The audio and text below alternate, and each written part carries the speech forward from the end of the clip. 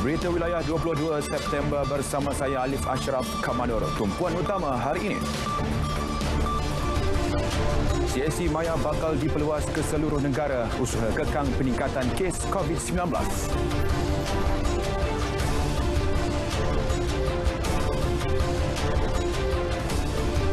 Peralihan PPN Fasa 3 Negeri Terengganu, lebih banyak produk pelancongan dibuka semula.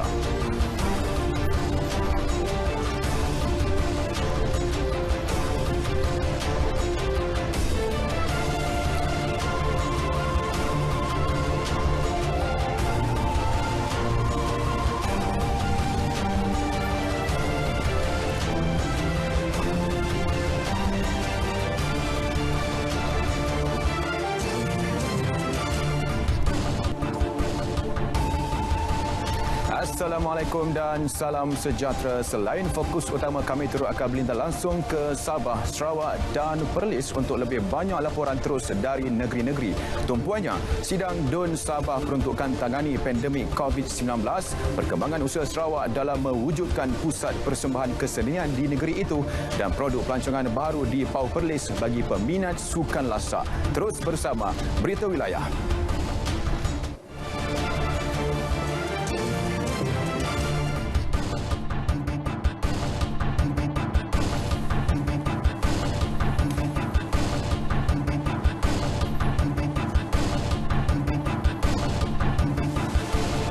Pusat Penilaian COVID-19 CAC Maya yang diwujudkan menerusi pasukan bertindak khas Greater Klang Valley telah memberi impak positif dalam pemantauan secara maya terhadap pesakit COVID-19. Sehubungan itu, Menteri Kesihatan Khairi Jamaluddin berkata, usaha untuk menubuhkan CAC Maya di negeri lain sedang dipergiat bagi menangani peningkatan pesakit COVID-19 di seluruh negara. Melalui inisiatif ini, CAC Maya atau Virtual CAC telah diwujudkan. Pesakit COVID kategori 1 dan 2 bergejala ringan di Greater Klang Valley kemudiannya dipantau secara maya oleh pasukan perubatan KKM. Oleh yang demikian, hanya pesakit yang bergejala perlu ke CAC untuk dinilai status kesihatan bagi tindakan selanjutnya. Hasil daripada penubuhan CAC Maya, kedatangan pesakit di CAC Greater Klang Valley adalah rendah dan sentiasa dalam keadaan terkawal walaupun jumlah kes positif COVID-19 masih lagi di paras yang sedikit tinggi. Sehingga kini terdapat 209 CAC di seluruh negara, namun jumlah tersebut akan berubah mengikut keadaan semasa.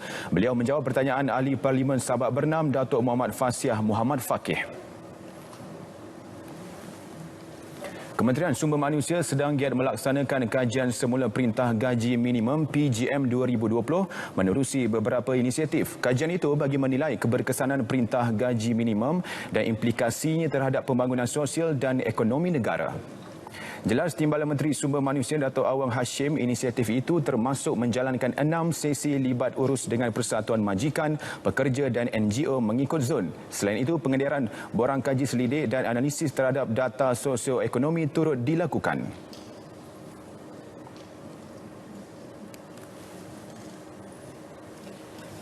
JTP GN ini sedang memperhalusi menganalisa semua dapatan yang diperolehi. Laporan dapatan kajian ini akan dibentang dan dibahaskan di peringkat Majlis Perundingan Gaji Negara sebelum disyorkan dan dipertimbangkan untuk persetujuan kerajaan melalui Kabinet. Kajian mengenai perkara tersebut kini sedang dijalankan oleh Jawatan Kuasa Teknikal Perundingan Gaji Negara di bawah Majlis Perundingan Gaji Negara. Beliau menjawab soalan Ahli Parlimen Permata Ampau Nurul Izzah Anwar. Pemberian vaksinasi COVID-19 kategori remaja di Pulau Pinang hari ini dimulakan dengan kategori pelajar berusia 16 hingga 17 tahun yang bersekolah di luar negeri itu. Manakala bagi pelajar yang bersekolah dalam negeri akan mula divaksin esok. Menurut Pengurus Pusat Pemberian Vaksin PPV Setia Spice, Dr. Nur Hasimah Ismail, 100 pelajar telah menerima maklum janji temu di PPV tersebut hari ini menerusi aplikasi My Sejahtera. Bagaimanapun, remaja yang tidak menerima maklum janji temu boleh hadir bersama penjaga secara walk-in ke PPV itu untuk menerima suntikan.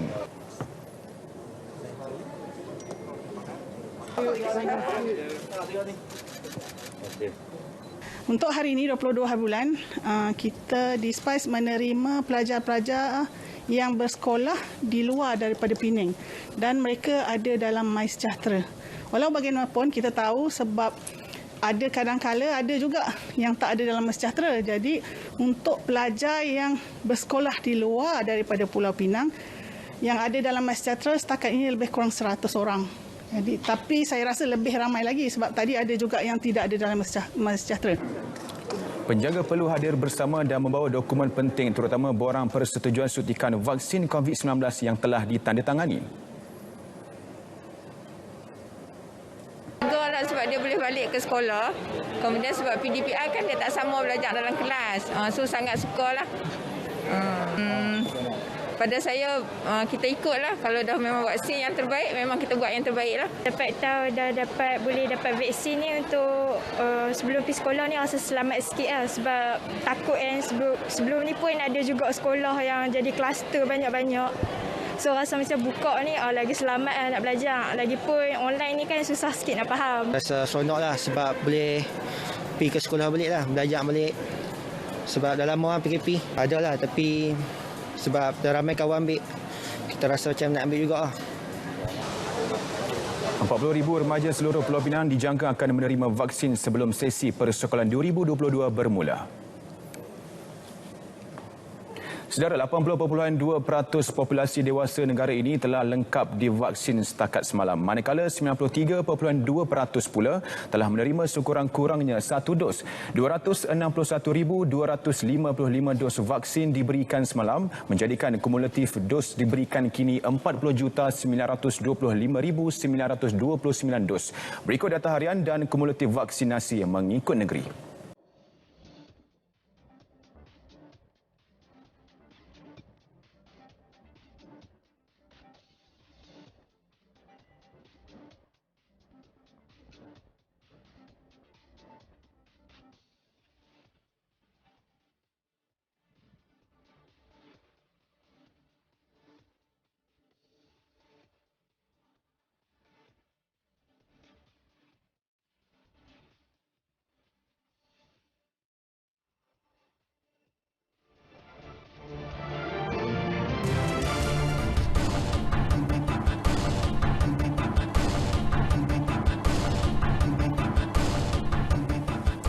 Saudara, Taman Tamadun Islam TTI antara produk tumpuan pelancong di Terengganu dibuka kepada pengunjung bermula hari ini. Ia selaras dengan peralihan negeri itu ke fasa 3 Pelan Pemulihan Negara PPN Jumaat lepas. Pengerusi Jawatan Kuasa Pelancongan Kebudayaan dan Teknologi Digital Arifin Deraman berkata, bagi mengambil lebih ramai pelancong, pihaknya sedang merancang pembinaan monumen baharu bagi menarik kedatangan lebih ramai pengunjung ke TTI.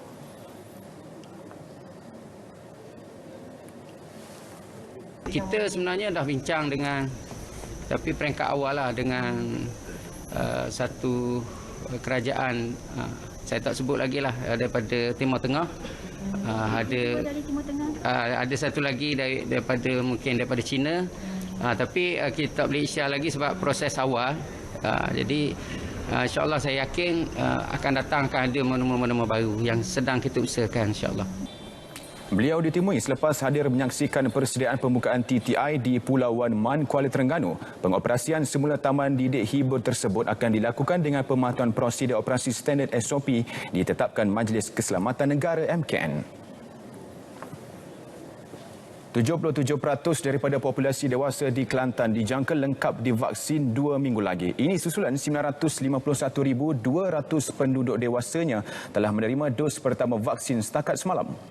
Menuju sasaran imuniti kelompok menjelang pertengahan Oktober ini, Pengerusi Jawatan Kuasa Kerajaan Tempatan Perumahan dan Kesihatan Kelantan, Dr. Izzani Husin berkata, kerajaan negeri mempergiat program vaksinasi termasuk program outreach vaksinasi COVID-19 dan vaksinasi tanpa janji temu. Melalui Jabatan Kesihatan Negeri, inisiatif lain memvaksin terus individu yang selesai menjalani rawatan di kuarantin dan rawatan COVID-19 berisiko rendah PKRC.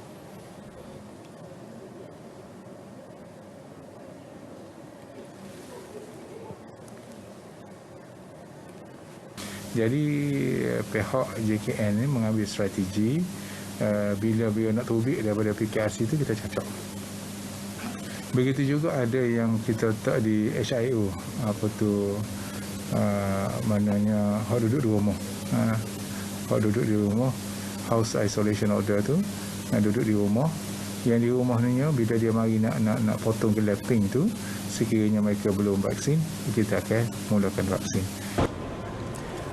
Beliau berkata demikian kepada pemberita di Kota Darul Naim. Seorang buruh dihadapkan ke Mahkamah Seksyen Kota Baru hari ini atas dakwaan membakar pondok BIG PDRM di Jelawat 2 minggu lalu. Tertuduh bagaimanapun mengaku tidak bersalah dan mohon dibicarakan selepas pertuduhan dibacakan di hadapan Hakim Ahmad Bazli Bahrudin. Mengikut pertuduhan, Muhammad Zamri Muhammad Zakaria 35 tahun didakwa melakukan perbuatan tersebut di Jelawat Bacuk pada 11 September kira-kira jam 2.20 pagi. Beliau dituduh melakukan kesalahan di bawah Seksyen 436 Kanun Keseksaan yang mana boleh dikenakan hukuman penjara sehingga 20 tahun serta denda. Kes pendakwaan dikendalikan oleh Timbalan Pendakwa Raya Faris Abdul Ghani menawarkan jaminan sebanyak RM10,000 kepada tertuduh. Dia yang mewakili Peguam Syed Muhammad Syafiq dan Husni Mubarak memohon satu jumlah jaminan yang rendah kepada anak guamnya kerana tertuduh masih bujang dan bekerja sebagai buruh dengan kadar pendapatan sebanyak RM60 sehari dan perlu menanggung seorang ayah yang sudah tua. Mahkamah kemudian membenarkan tertuduh diikat jamin sebanyak RM8,000 dengan seorang penjamin. Kes disebut semula pada 27 Oktober depan bagi serahan dokumen. Seorang anggota polis berpangkat korporal dihadapkan ke Mahkamah Seksyen Kuantan hari ini selepas didakwa menerima suapan Disember tahun lalu. Tertuduh Muhammad Syafiq Muhammad Siddiq, 32 tahun, didakwa menerima RM700 daripada seorang lelaki bagi melepaskan seorang suspek yang terbabit dalam kes memiliki air ketum. Dia didakwa melakukan kesalahan itu pada 25 Disember 2020 antara jam 1 petang hingga 2 petang di Balai Polis Kuantan. Tertuduh didakwa mengikut Seksyen 17(A) Akta Suruhanjaya Pencegahan Rasuah Malaysia SPRM 2009 yang dilakukan Timbalan Pendakwa Raya dari SPRM Siti Sarah Zainal Abidin di hadapan Hakim Ahmad Zamzani Muhammad Zain. Sabit kesalahan tertuduh boleh dihukum penjara tidak lebih 20 tahun dan denda tidak kurang 5 kali nilai suapan atau RM10,000 atau mana-mana yang lebih tinggi. Tertuduh yang kini digantung kerja merayu agar mahkamah mengurangkan kadar ikat jamin RM10,000 yang ditetapkan. Berikutan masih perlu menanggung isteri dan 2 anak berusia 3 dan 7 tahun serta menjaga ibunya yang uzur sebelum hakim memutuskan RM7,000 kadar bayaran. Tertuduh yang tidak diwakili peguam kemudiannya membayar ikat jamin ditetapkan mahkamah. Kes akan disebut semula pada 25 Oktober ini.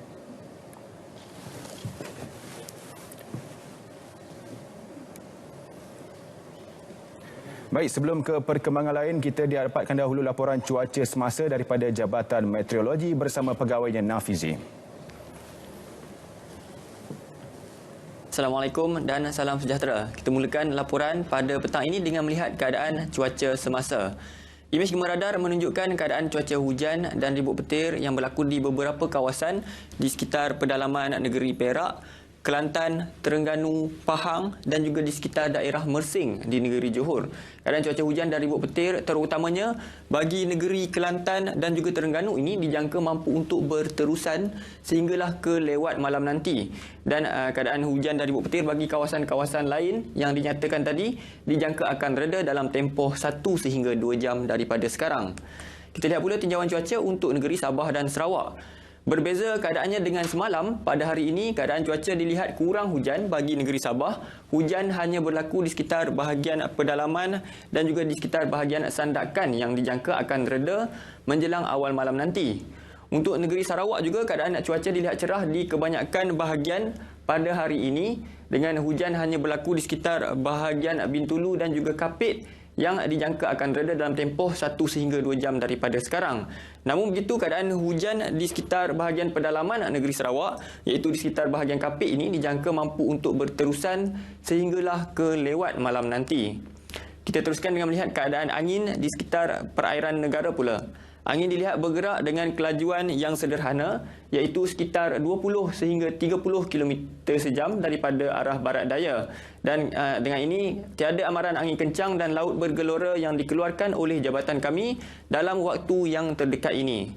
Sekian dahulu info cuaca buat kali ini. Sebelum berpisah, kita lihat tinjauan cuaca bagi bandar-bandar utama di seluruh negara. Assalamualaikum dan salam sejahtera.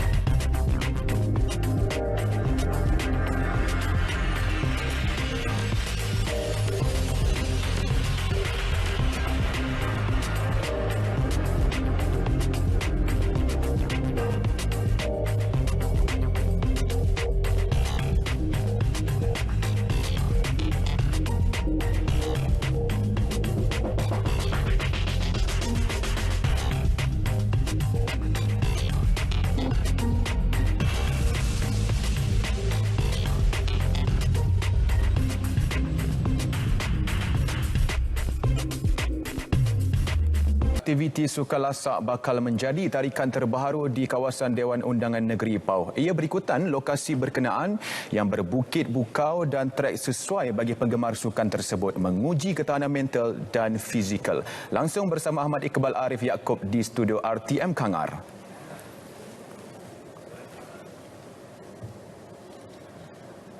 Baik, terima kasih Alif Ashraf. Perkembangan sukan lasak seperti basikal lasak, mountain bike dan pemotoran motocross kini bakal menjadi tarikan baharu peminat sukan berkenaan di Pauh dan seluruh Perlis. Menurut Esko Negeri yang juga Adun Pauh, Roziana Ahmad, aktiviti berbasikal kini menjadi antara aktiviti redah utama yang mampu membentuk stamina di samping sebagai satu cara menjaga kesihatan diri. Manakala bagi aktiviti pemotoran pula dilihat menjadi platform dalam mengenengahkan bakat di kalangan golongan muda di samping menjadi alternatif terbaik mengelak terlibat perkara negatif terutama lumba haram. Di samping itu, di lokasi itu jugalah kita dapat lihat kita boleh sediakan untuk hiking, untuk trekking, untuk camping. Jadi maknanya Bukit Mas tu dia ada sediakan pesanan yang banyak untuk kemudahan rekreasi domestik ataupun untuk tempatan, untuk lokal, yang mana kalau bolehlah kita akan unjurkan supaya ini dapat dimajukan. Beliau ditemui ketika mengadakan lawatan ke pusat aktiviti basikal lasak dan pemotoran di Bukit Mas dan Kampung Lalang Pauh.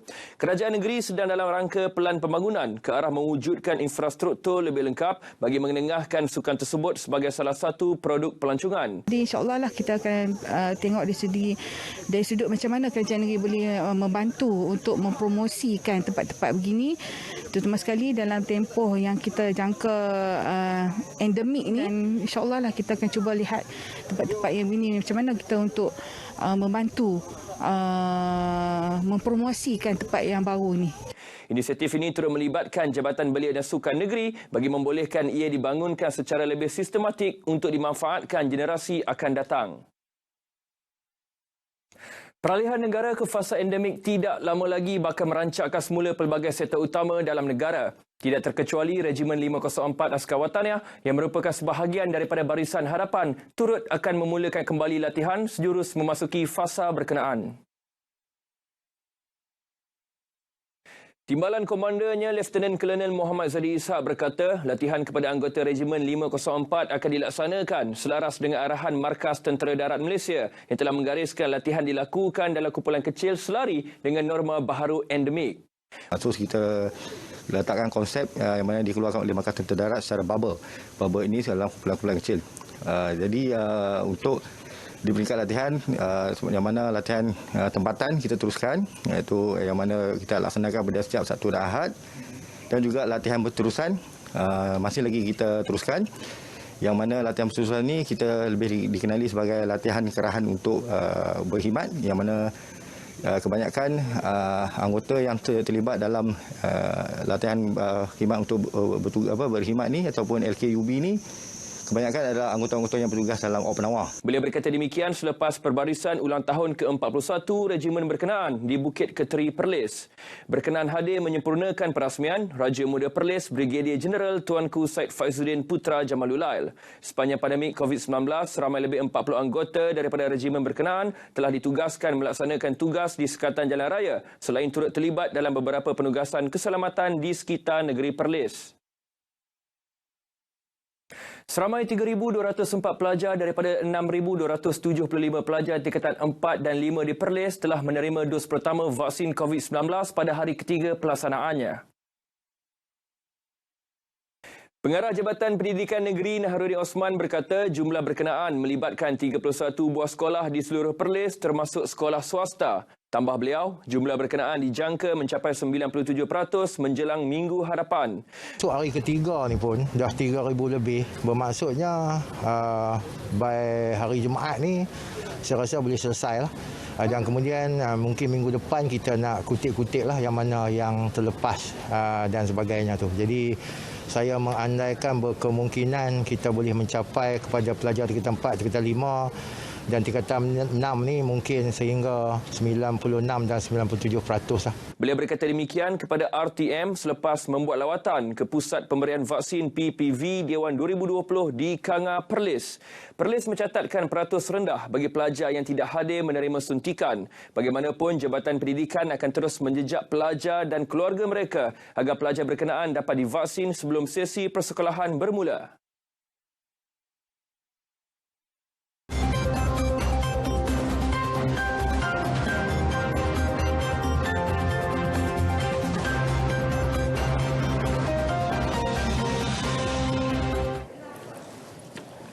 Sekian paparan berita dari Perlis hari ini. Faktor kesihatan diri sendiri dan orang lain juga perlu diambil kira.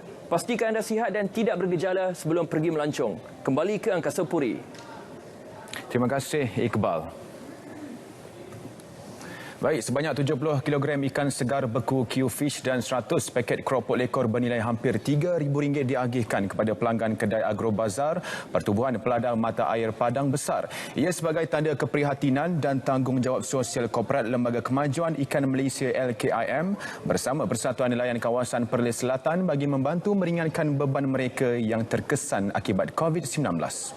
Esko Negeri Perlis Nur Hisham Yaakob memaklumkan sumbangan yang disalurkan diharap mampu mengurangkan beban ekonomi serta memberi kemudahan kepada penduduk setempat untuk mendapatkan bekalan makanan dan sumber protein secukupnya.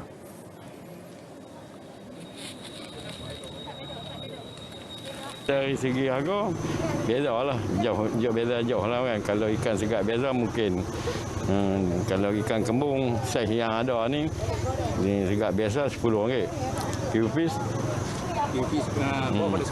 bawah daripada RM10. Less 2-30% lah. Ikan Q-Fish ni bukan ikan yang lama. Ikan yang fresh kita simpan untuk utamanya kalau di Pantai Timur ni untuk musim tengkujuh. Beliau ditemui media pada program promosi ikan segar beku Q-Fish LKIM dan keropok lekor Persatuan Nelayan Kawasan Perlis Selatan sempena program jualan perhatian rakyat di kedai Agrobazar PPK Mata Air. LKIM akan terus membantu memperbaiki sosioekonomi nelayan, meningkatkan pendapatan dan memajukan industri perikanan serta memastikan bekalan protein di seluruh negara mencukupi. Baik, ini pula di Arau. Seorang lelaki yang dilaporkan terjun ke dalam sungai Tok Arau kira-kira 9 pagi semalam ditemukan terapung di tepi sungai Tambun Tulang 10 km dari lokasi kejadian. Mayat Lee Mom Leong, 69 tahun, ditemukan penduduk kampung 9.50 pagi tadi. Menurut Komando Operasi Penolong Penguasa Bomba Fazil Akmal, operasi mencari dan menyelamat mangsa dijalankan sejak pagi hingga 7 petang semalam sebelum kembali disambung awal pagi ini. Operasi pada pukul 9 suku diangkuti oleh 7 orang anggota dari Balai Bomba dan Penyelamat Arau, kemudian 4 orang dari unit PPDA Balai Bomba dan Penyelamat Arau beserta dengan 4 anggota dari IPD Arau, IPD Balai Polis Arau.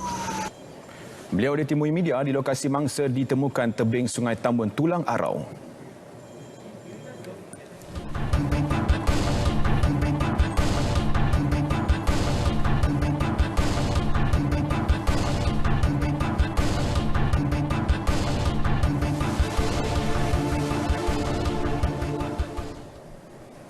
Baik, fokus perkembangan dari negeri di bawah bayu sidang DUN Sabah. Antara yang dibicarakan peruntukan diterima negeri berkenaan tangani pandemik COVID-19.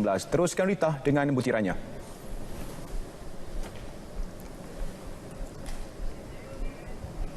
Baik Alif. Kerajaan Persekutuan menyalurkan sejumlah RM1.85 bilion manakala RM1.25 bilion daripada kerajaan negeri untuk menangani pandemik COVID-19 di Sabah.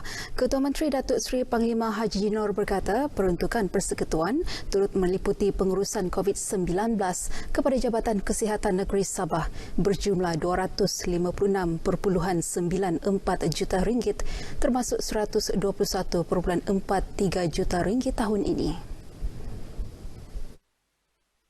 Agensi Pengurusan Bencana Negara NADMA juga menyalurkan RM102 juta untuk pengurusan COVID-19 di Sabah. Manakala daripada 1.25 bilion ringgit diperuntukkan kerajaan negeri, 324 juta ringgit diagih menerusi bantuan Sabah Prihatin 2.0 dan 3.0. Ia merangkumi bantuan di bawah Kementerian Pelancongan Kebudayaan dan Alam Sekitar melibatkan agihan 2.87 juta ringgit, Kementerian Pembangunan Luar Bandar 45.6 juta ringgit dan Kementerian Pembangunan Masyarakat dan Kesejahteraan Rakyat 19.3 juta ringgit. Kementerian Pembangunan Perindustrian juga menerima bantuan sama peruntukan 2.8 juta ringgit untuk disalurkan kepada usahawan mikro dan cottage seramai 9,600 orang. Kerajaan akan meningkatkan usaha berterusan dan akan mengambil langkah-langkah proaktif untuk menyediakan dan menyalurkan berbagai bantuan serta kemudahan bagi memastikan kebajikan, keselamatan dan nasib hidup rakyat terus diberi perhatian dan keutamaan. Jawapan Ketua Menteri dibacakan Menteri Kerajaan Tempatan dan Perumahan Datuk Seri Panglima Masudi Manjun bagi menjawab soalan adun Sulabayan Datuk Dr. Jaujan Sambakong. Pelaksanaan fasa pertama Hala 7 Sabah Maju Jaya meliputi 573 inisiatif mula memberi kesan positif kepada pemulihan ekonomi dan sosial negeri yang terjejas akibat pandemik. Ketua Menteri Datuk Seri Panglima Haji Jinor berkata, 3 sektor utama iaitu pertanian, perindustrian dan pelancongan mula memperoleh pelbagai manfaat daripada Pelan Pembangunan 2021 hingga 2025 ini. Inisiatif-inisiatif ini berupaya mewujudkan kesan positif kepada pemulihan dan pertumbuhan ekonomi negeri, meningkatkan kemudahan infrastruktur dan sumber daya sedia ada, menggalakkan pelaburan, menyediakan peluang-peluang perniagaan dan peluang pekerjaan kepada penduduk Sabah. Menurut Datuk Haji Ji, bagi sektor pertanian, pembangunan projek penanaman kelapa berhasil tinggi dengan nilai pelaburan 420 juta ringgit dan kilang pemprosesan kelapa di Pitas bernilai 200 juta ringgit dimeterai dengan sebuah syarikat pengeluar utama produk kelapa. Inisiatif ini akan mewujudkan 3,250 peluang pekerjaan. Bagi sektor perindustrian, galakan diteruskan kepada industri berorientasikan ekspor dan penggantian import, penyediaan insentif pelaburan khas dan kos pelaburan negeri kompetitif bagi menarik lebih pelaburan berimpak tinggi. Manakala sektor pelancongan, pembangunan projek Lokawi Resort City berjumlah 7 bilion ringgit akan mewujudkan lebih kurang 5,000 peluang pekerjaan. Datuk Haji Ji menjawab soalan Ahli Dewan Undangan Negeri Adun Elopura, Kelvin Chong Ket Kyun dalam sesi soal jawab persidangan Dun Sabah di Kota Kinabalu. Dalam pada itu, DUN juga diberitahu beberapa usaha sama dengan syarikat pelaburan dalam dan luar negara telah dilaksana bagi memajukan sektor tani. Timbalan Ketua Menteri yang juga Menteri Pertanian dan Perikanan, Datuk Seri Panglima Dr. Jeffrey Kitingan berkata, antaranya bersama syarikat Malaysian Kuwaiti Investment Sendirian Berhad dan China Academy of Inspection and Quarantine Intelligent Technology. Kementerian berkenaan juga melaksana program pembangunan industri pembenihan akuakultur marin bagi mengembangkan dan mengukuhkan industri akuakultur. Kerajaan negeri menggalakkan industri hiliran berasaskan pertanian di negeri Sabah. Ada mempunyai beberapa sudah cadangan untuk mewujudkan kilang kelapa sawit yang merangkumi supply chain daripada hulu kepada hiliran lah. Begitu juga dengan pertanian-pertanian yang lain adalah satu fokus dalam Sabah Maju Jaya. Datuk Jeffrey menjawab soalan adun Moyog Datuk Daryl Liking. Pembuangan sampah secara tidak bertanggungjawab ke dalam sistem perparitan dan pengaliran antara faktor utama menyebabkan banjir kilat di negeri ini. Timbalan Ketua Menteri yang juga Menteri Kerja Raya, Datuk Seri Bung Mokhtaradin menjelaskan berdasarkan pemerhatian, banjir kilat berlaku akibat sistem perparitan sedia ada penuh dengan sampah yang dibuang menyebabkan air melimpah. Masyarakat kita ini nampak saja parit, dia buang sampah. Semua perparitan kita ini penuh dengan botol sampah. Ini merubah mentaliti masyarakat ini perlu kita laksanakan. Datuk Bong menjawab soalan tambahan Adun Tanjung Aru Datuk Jun Swong sekiranya projek Lebuh Raya Pen Borneo penyebab kejadian banjir kilat baru-baru ini dalam sidang Dun Sabah. Memberitahu lebih lanjut, Datuk Bong berkata projek pembangunan termasuk projek Pen Borneo berkemungkinan menjadi faktor banjir kilat. Selain pembangunan pesat terutama di kawasan utama seperti Kota Kinabalu tanpa menyediakan utiliti lengkap dari segi perparitan bagi menampung keperluan penduduk. Jumaat ini, Datuk Bong akan mempengerusikan Jawatankuasa Tindakan Khas mengenal pasti faktor sebenar kejadian banjir di Sabah dan mengambil langkah perlu bagi memastikan ia tidak berulang. Menjawab soalan lisan Adun Likas Tan Lifat mengenai tindakan kerajaan negeri terhadap syarikat konsesi gagal menjalankan tanggungjawab hingga menyebabkan banjir kilat, Datuk Bong berkata Jabatan Kerja Raya JKR Sabah sentiasa melakukan pemantauan terhadap perkara berkenaan. Perkembangan banjir. Penduduk terjejas banjir di 2 daerah menurun kepada 91 orang membabitkan 28 keluarga setakat 3.30 petang tadi berbanding 125 orang pada sebelah pagi. Menurut kenyataan Sekretariat Pengurusan Bencana Negeri Sabah, penduduk ditempatkan di 3 pusat pemindahan sementara PPS di Kota Blud dan Sipitang. Seramai 33 orang daripada 10 keluarga berada di PPS Dewan Mini Mesapol. Di Kota Blud, 36 penduduk daripada 9 keluarga ditempatkan di Dewan SK Tamau dan 22 penduduk melibatkan 9 keluarga berada di Dewan Muhibah Kampung Tombol.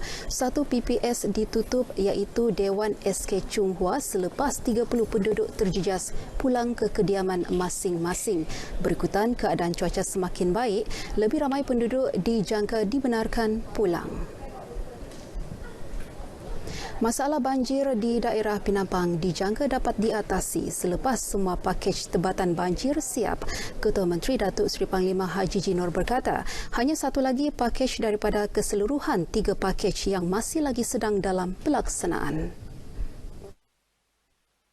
Menurut Datuk Haji G, pembinaan tebatan banjir ini merupakan langkah jangka panjang dalam usaha mengurangkan risiko banjir. Beliau berkata demikian kepada pemberita selepas melawat Kampung Sugut Penampang yang terjejas teruk akibat banjir Rabu lalu. Saya ingin memaklumkan dan mengumumkan bahawa kita akan memberi bantuan kepada mereka yang terjejas teruk seramai 937 orang. Bantuannya ialah RM1,000 cash akan kita bagi dan juga kita akan membina semula rumah yang telah dihanyutkan. Sebanyak 10 buah rumah. Dalam pada itu, Ketua Menteri mengarahkan Jabatan Pengairan dan Saliran JPS melakukan pembersihan semua saluran air. Baik, sekian paparan dari Sabah petang ini. Patuhi SOP, lengkapkan vaksinasi. Bersama-sama jayakan usaha imuniti kelompok. Kembali bersama Alif, silakan. Terima kasih Rita. Baik, berita wilayah berehat seketika, kita kembali selepas ini. Minyak masak saji kini berwajah baru.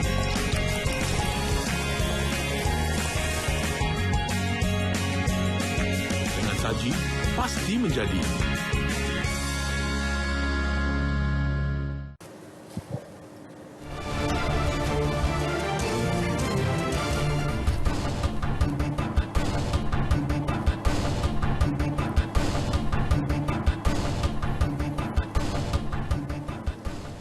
Baik, beralih ke perkembangan dari Sarawak dan antara fokus berita hari ini ialah mengenai perkembangan usaha kerajaan dalam mewujudkan pusat persembahan kesenian di negeri itu. Vanessa, silakan dengan perinciannya. Ya, terima kasih Alif. Jabatan Kerja Raya JKR Sarawak sedang berbincang untuk mempercepat kerja-kerja memulakan pengubahsuaian bangunan Dewan Undangan Negeri Dun Lama untuk menjadi pusat persembahan kesenian Sarawak. Menyatakan demikian Menteri Pelancongan Kesenian dan Kebudayaan Datuk Abdul Karim Rahman Hamzah berkata beliau dimaklumkan mengenai perkara itu oleh pengarah JKR Sarawak Datuk Zuraimi Sabki. Ujarnya, kerja-kerja memulakan pengubahsuaian itu sedikit lewat ekoran COVID-19. Beliau memberitahu apabila beroperasi kelak, pusat berkenaan bakal menjadi satu pusat yang menjadi kebanggaan rakyat Sarawak, khususnya bagi penggiat seni. Ini kerana ia akan menjadi tempat untuk mereka mempamer dan menyelahkan bakat diri kepada masyarakat, meliputi pelbagai cabang seni seperti tarian, lakonan dan nyanyian. Datuk Abdul Karim menyatakan demikian dalam ucapan perasmian pada dialog seni perdana di Kuching. Pengumuman mengenai pengubahsuaian Dun Lama kepada Pusat Persembahan Kesenian diumumkan oleh Ketua Menteri Datuk Patinggi Abang Johari Tun Openg tahun lepas. Jelas terpancar kegembiraan ahli keluarga menyambut kepulangan insan tersayang di lapangan terbang Sibu setelah sekian lama tidak berjumpa ekoran daripada COVID-19 yang melanda. Lebih-lebih lagi apabila pada 15 September lepas Jawatan Kuasa Pengurusan Bencana Negeri Sarawak JPBNS mengumumkan individu yang lengkap vaksin untuk tidak menjalani kuarantin 14 hari. Kru RTM Sibu yang membuat tinjauan semasa ketibaan penumpang penerbangan dari Kuala Lumpur ke Sibu ada ceritanya. Bagi pasangan Muhammad alias Muhammad yang bekerja di Kelantan, kepulangan kali ini amat bermakna kerana akhirnya dapat bersua wajah dengan isterinya yang sedang sarat mengandung anak pertama mereka. Lebih manis lagi, kelonggaran untuk tidak kuarantin wajib memberi lebih banyak masa kepada pasangan ini untuk bersama membuat persiapan sebelum anak mereka lahir tidak lama lagi. Happy ada juga, bingung pun ada juga. Sebab kita daripada luar, mak kasih tahu juga kadang-kadang. Tapi kita ikut kesaran kerajaan supaya kuarantin diri dulu lah. Isterinya pula memberitahu sebelum COVID-19 mereka sering berulang-alik untuk bertemu, tetapi disebabkan SOP untuk wajib kuarantin, ia menyukarkan untuk mereka berjumpa. Ya, sangat-sangat terharu dapat jumpa hari ini. Sebab dia kami terpaksa dipanjangkan cuti sebabkan untuk kuarantin, tapi disebabkan kuarantin dimangsungkan, maknanya masa untuk bersama sebelum untuk bersama anak yang bakal lahir nanti lebih panjang. Lawrence Chu, seorang ahli perniagaan di Sibu pula teruja menunggu kepulangan anak perempuannya yang sudah hampir 2 tahun tidak pulang ke Sibu. Katanya kelonggaran ini disambut baik kerana setiap individu yang menaiki pesawat juga sudah pun mempunyai keputusan negatif ujian calitan RT-PCR. But the important things we still have to follow the strict SOP to make sure that even though we are fully vaccinated and protected, we still have to consider other people. We don't, Walaupun telah diberi kelonggaran oleh pihak kerajaan, diharapkan setiap lapisan masyarakat mematuhi SOP yang telah ditetapkan bagi memutuskan rangkaian COVID-19. Persatuan Wartawan Utara Sarawak NSJA telah mengambil inisiatif membeli 180 kit ujian kendiri COVID-19 untuk diagih kepada 90 orang pengamal media dan ahli persatuan itu untuk kegunaan mereka terutama ketika mereka memerlukannya. Presidennya Andy Jong Wan Jun memberitahu ini merupakan usaha pihak persatuan bagi membantu ahli-ahli NSJA supaya memiliki alat tersebut di kediaman masing-masing sebagai langkah pengesanan awal selain dapat memantau kesihatan sendiri. Pengamal media kita dan ahli-ahli NSJA kita untuk mendapat menyimpangkan kit ujian kendiri ini dalam keadaan yang bersedia untuk memantau kesihatan mereka di rumah sekiranya mereka memerlukan untuk melakukan ujian sendiri. Beliau berkata demikian kepada pemberita selepas menyampaikan kit ujian kendiri COVID-19 terbabit kepada ahli NSJA di RTM Miri. Ujar Andy lagi, selain mengagihkan kit tersebut, NSJA juga telah mengagihkan pelitup buka dan pencuci tangan kepada ahli NSJA sejak daripada awal penularan wabak COVID-19 lagi. Dalam pada itu, beliau turut menekankan bahawa tugas pengamal media yang kerap berada di lapangan juga meletakkan mereka dalam kumpulan berisiko tinggi untuk dijangkiti, namun demi tanggungjawab menyampaikan berita dan maklumat yang sahih kepada masyarakat, mereka sanggup melalui semua cabaran berkenaan. Tribunal Tuntutan Pembeli Rumah Sarawak TTPRS hari ini mengarahkan dua buah syarikat pemaju perumahan membayar ganti rugi berjumlah RM64,442.51 kepada 5 pembeli di Kuching atas kelewatan menyerahkan milikan rumah dan kecacatan mutu kerja. Presiden TTPRS Datuk Maznah Dasmi memberitahu bayaran perlu dibuat dalam tempoh 45 hari selepas mendapat surat penghakiman daripada tribunal. Bagi kes jungkual sendirian berhad, syarikat pemaju tersebut diarahkan untuk membayar RM40,330.60 kepada 4 pembeli atas kelewatan milikan rumah dan kecacatan mutu kerja, manakala khazanah sendirian berhad pula diarahkan untuk membayar sebanyak RM27,112.45 kepada seorang pembeli. Beliau memberitahu demikian kepada pemberita dalam sidang media selepas sidang pendengaran kes tersebut di Mahkamah Negeri Kompleks Mahkamah Petrajaya. Kedua-dua pemaju dikenakan tuntutan kerana tidak mengikuti perjanjian jual beli rumah yang telah ditetapkan, iaitu masing-masing dari 2015 sehingga 2017. Akhir sekali kita ke berita sukan. Kemaraan pasukan Sarawak United FC ke Liga Super tahun depan memberi cabaran besar buat skuad kendalian E. Elabarasan selepas berjaya merangkul gelaran naib juara dalam Liga Perdana malam tadi. Presiden Persatuan Bola Sepak Sarawak FAS Datuk Posa Majais berkata, walaupun kemaraan itu telah sejak dijangka awal bulan lagi, namun beliau tidak mahu berasa selesa dengan kemampuan itu. Sebelah kaki memang dah masuk ke dalam Liga Super lah. Tapi bermakna malam tadi dah kira keputusan muktamad, memang kita telah layak. Jadi kita amat gembira. Semalam, Sarawak United FC sekadar berpuas hati menamatkan saingan Liga Perdana musim ini selaku naib juara selepas terikat 1-1 menentang Johor Darul Takzim 2 JDT2 pada aksi terakhir di Stadium Tan Sri Hassan Yunus, Lakin, Johor. Dalam pada itu, beliau menyokong keputusan kerajaan membenarkan penyokong bola sepak kembali ke stadium bagi memberi sokongan. Ini kerana setiap persatuan bola sepak negeri bergelut untuk membiayai setiap kos perlawanan akibat penularan COVID-19 yang menghalang penonton untuk masuk ke stadium. Kos setiap pertandingan tu, baik kita home ataupun away, kos dia amat tinggi. Sedangkan kita langsung tak ada pendapatan daripada penonton-penonton ni. Sekian perkembangan kami, kita kembali ke Angkasa Puri.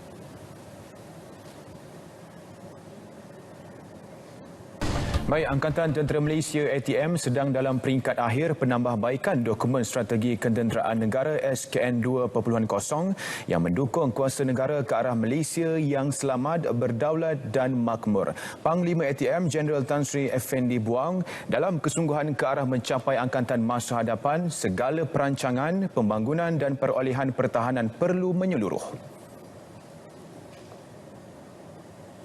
SKN 2.0 memberi tumpuan kepada reformasi angkatan masa hadapan melalui ciri-ciri yang meliputi kebersamaan, kebudayoperasian berasaskan teknologi, keupayaan untuk beroperasi serentak dalam dua wilayah dan berorientasikan misi.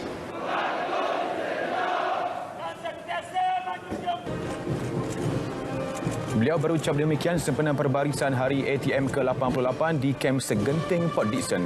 Seramai 2,500 orang pegawai dan anggota tentera daripada ketiga-tiga cabang perkhidmatan iaitu Tentera Darat Malaysia, Tentera Laut Diraja Malaysia dan Tentera Udara Diraja Malaysia terlibat dalam sambutan yang mempamerkan latihan kesiapsiagaan aset dan kompetensi ATM sebelum disusuli dengan perbarisan statik tempur.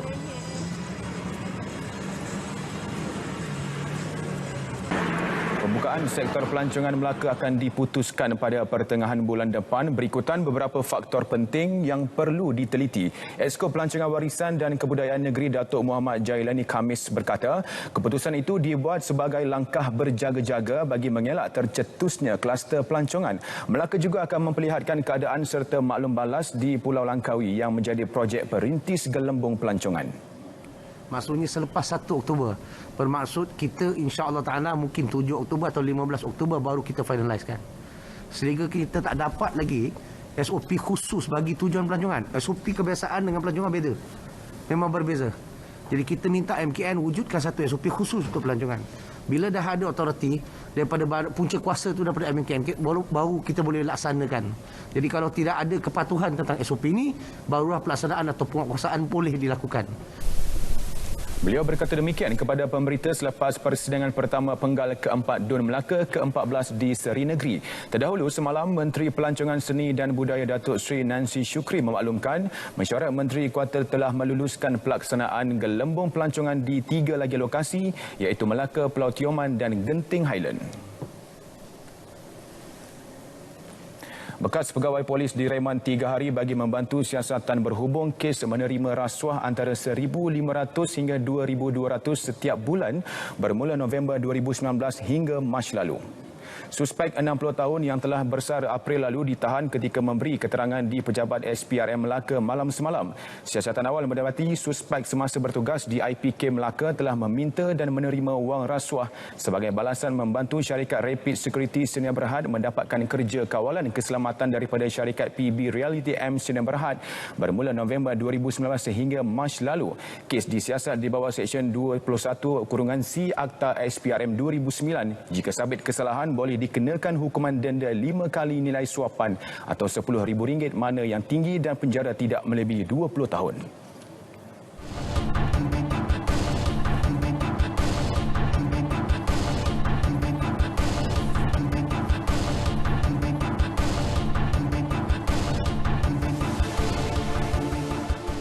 Baik, seterusnya, Jabatan Agama Islam Selangor JAIS akan menyenaraikan nama individu yang menolak pengambilan vaksin COVID-19 kepada Sultan Selangor, Sultan Sharafuddin Idris Shah Al-Haj, Jumaat ini.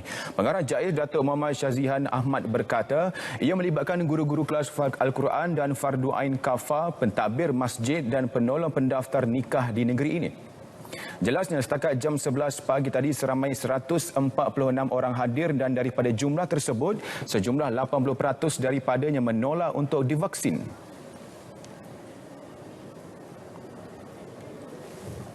Jadi ini nama-namanya akan diambil lah ya, untuk kita fikirkan. Dan saya dimaklumkan tadi, pegawai daripada Kementerian Jabatan Kesihatan juga sudah menasihati. Badan saya juga telah menasihati, ya. 2 kali menasihati masih kekal tidak mahu. Tak apalah, kita akan lapor kepada Jaman Tuanku. Satu lagi penekanan Tuanku ialah supaya pembinaan kelompok yang imun ini segera. Kalau ada dindong-dindong lagi, so dia nanti betul-betul imun itu dah lambat. Ya. Secara keseluruhan, 872 individu terlibat hari ini bagi mendapatkan suntikan vaksin menerusi program vaksinasi khas yang dianjurkan di Pusat Pemberian Vaksin PPV Dewan Syarahan dan Muzakarah Islam di Shah Alam hari ini. Beliau berkata demikian pada sidang media selepas meninjau keadaan di PPV tersebut. Hadir sama Pengarah Kesihatan Selangor Datuk Dr. Syahari Ngadiman. Baik saudara, seperti biasa setiap Rabu kita ikuti harga runcit petrol dan diesel berkuasa tengah malam ini sehingga 29 September.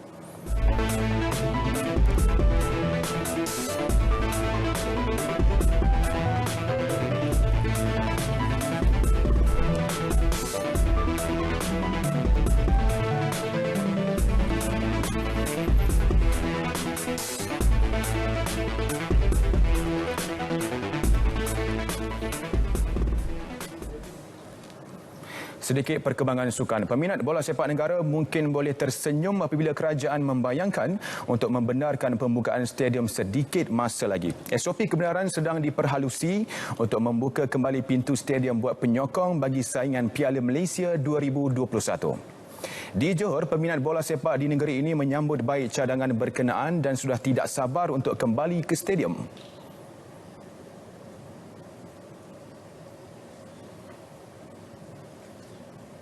First dengar tu agak teruja sebab dah lama sangat tengok bola dekat rumah, tak samalah macam dekat stadium. Feel tu kurang.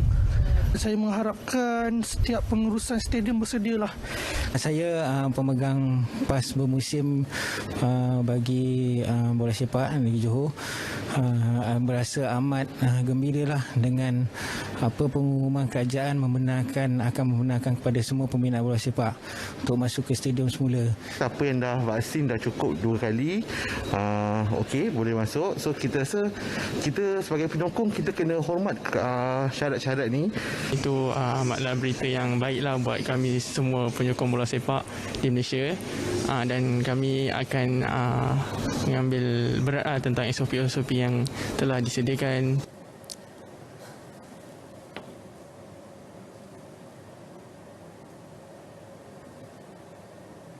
Baik, perkembangan saingan Piala AFF Suzuki 2020. Malaysia yang telah diundi dalam kumpulan B bersama Vietnam, Indonesia, Kemboja dan Laos akan memulakan aksi pada 6 Disember 2021 di venue berpusat yang akan diumumkan tidak lama lagi. Skuad Harimau Malaya yang pernah merangkul kejuaraan pada 2010 akan bertemu Kemboja sebagai aksi pembukaan. Selepas itu, Malaysia dijadualkan untuk menentang Laos pada 9 Disember sebelum bertemu juara bertahan Vietnam pada 12 Disember. Seminggu kemudian, skuad kendialan Tan Cheng Ho akan bertemu negara jiran Indonesia. Aksi separuh akhir pertama akan berlangsung pada 22 dan 23 Disember, manakala separuh akhir kedua pada 25 dan 26 Disember 2021. Pentas final pula dijadualkan berlangsung pada 29 Disember 2021 dan 1 Januari 2022.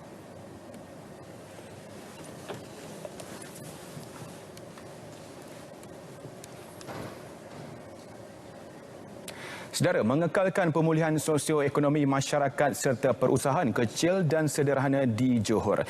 Pihak berkuasa wilayah pembangunan Iskandar Malaysia IRDA melaksana inisiatif pemulihan mapan sosioekonomi di Iskandar Malaysia Secure at Iskandar Malaysia. Tujuannya membantu penduduk terjejas akibat pandemik COVID-19 agar dapat meneruskan kehidupan. Laporan wartawan Nur Akila Arbain.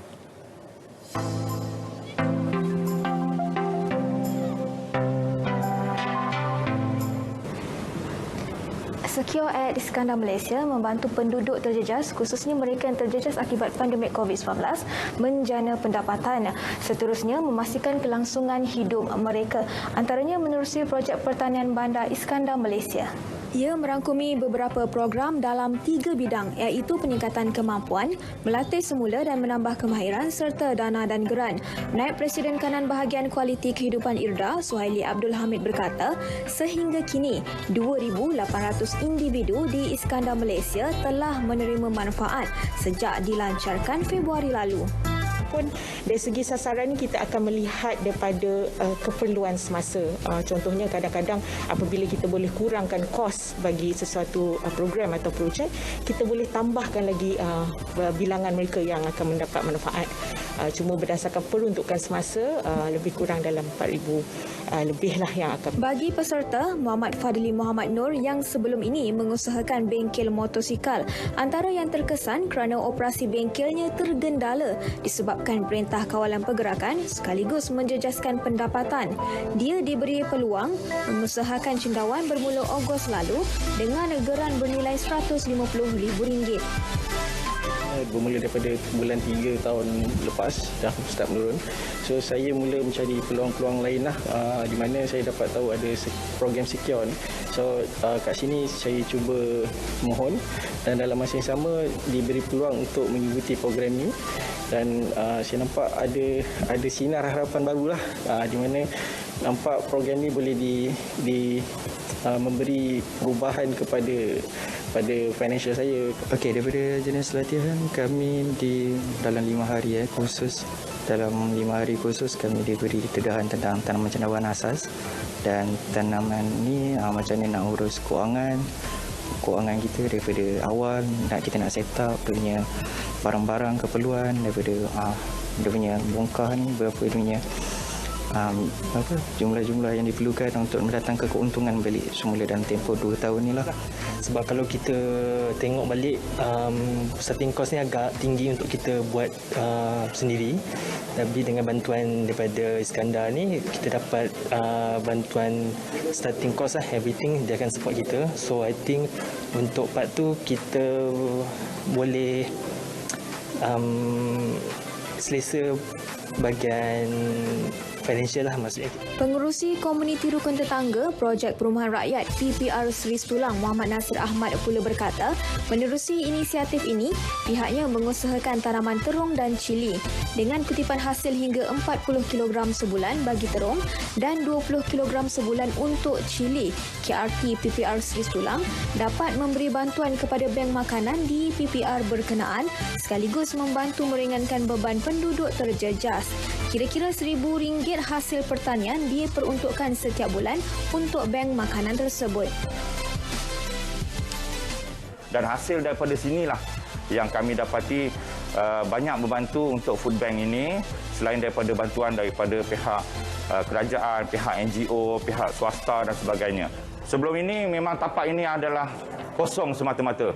Kosong semata-mata, dan dengan adanya program seperti ini dapatlah penduduk-penduduk sini menjalankan aktiviti-aktiviti yang... IRDA menyasarkan keseluruhan 4,500 peserta menerima manfaat sehingga tahun depan dengan peruntukan RM32.5 juta. Nur Akila Arba'in, Berita RTM.